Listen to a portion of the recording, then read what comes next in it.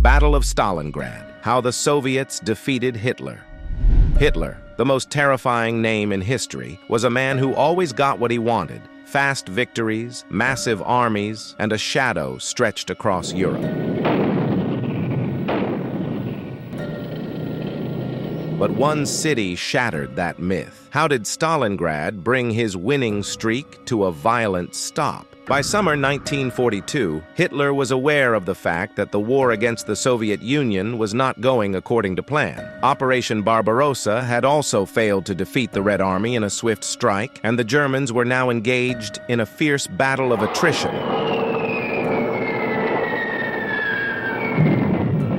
They had lost momentum in their approach on Moscow, and winter had revealed their vulnerability. But Hitler was not prepared to accept defeat. He had his eyes on the Caucasus oil fields, which were essential in keeping his war machine going. And there on the Volga bank stood Stalingrad, named after the Soviet leader Joseph Stalin himself. Taking it would be a tactical as well as a symbolic win. In order to fulfill this, the Germans undertook Operation Blue, a summer offensive which was meant to sweep the southern Soviet Union, divide the Red Army, and also take control of the oil-rich regions. Millions of soldiers, tanks, and aircrafts were deployed to this, as Hitler had believed that a quick, decisive victory could be achieved. The German advance. The Germans appeared invincible at first. Their panzers swept through the steppes, and the Luftwaffe was flying over them and hitting the Soviet positions with precision and accuracy unmatched. City after city was captured, and the Soviets faced a sequence of severe defensive retreats. However, similarly to Barbarossa, the Germans were going to overestimate the magnitude and strength of the Soviet army. The Red Army had acquired experience of past defeats. The factories were now moved to the east of the Urals, where new tanks such as T-34 were created, and weapons that were capable of withstanding the brutal Russian winter. Supplies weren't only made in Soviet factories, they were also arriving through convoys from Britain and other allies, giving frontline soldiers they needed in the middle of chaos. By August, the Germans reached the edge of Stalingrad. The huge industrial city was strongly defended, and the Soviets were ready to fight for every street, every building, and every factory. The German expected the battle to be quick, decisive attack, but it became a long and terrible fight instead. City of war and Soviet will.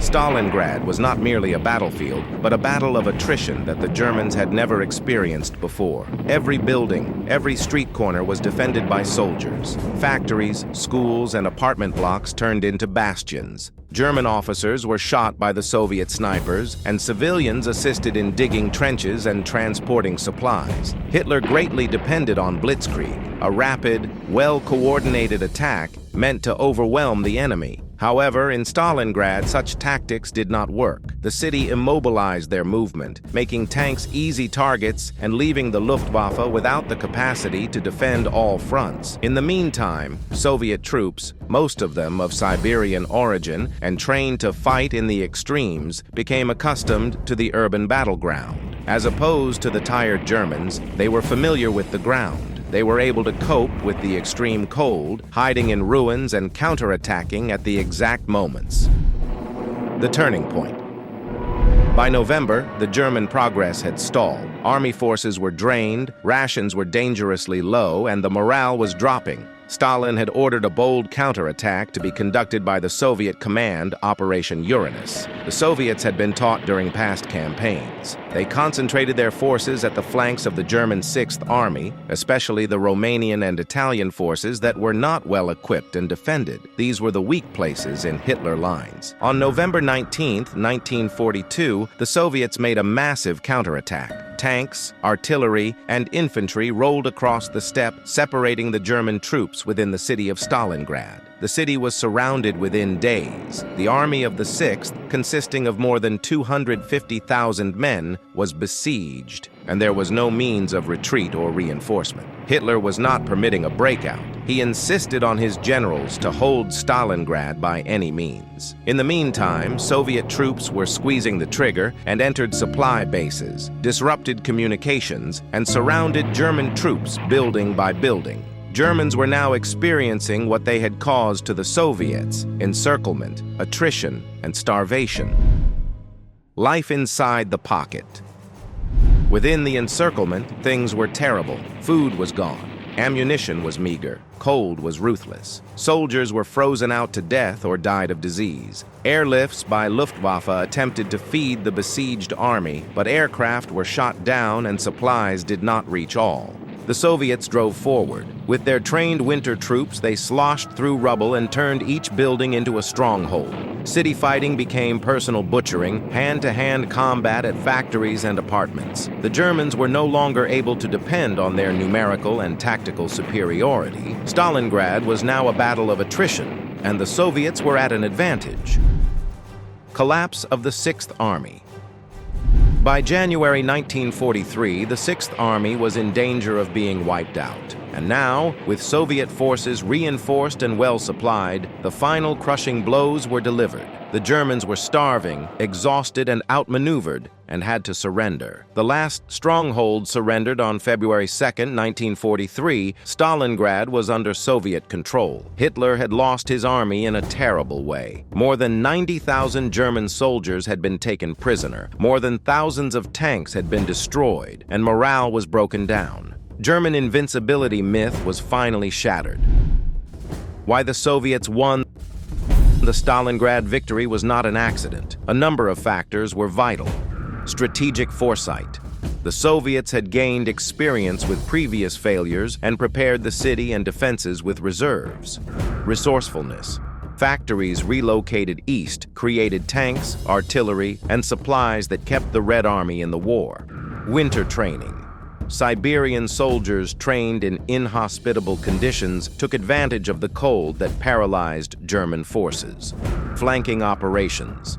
The Soviets attacked the hapless allies of the Axis on the German flanks, surrounding the Sixth Army. Urban battle.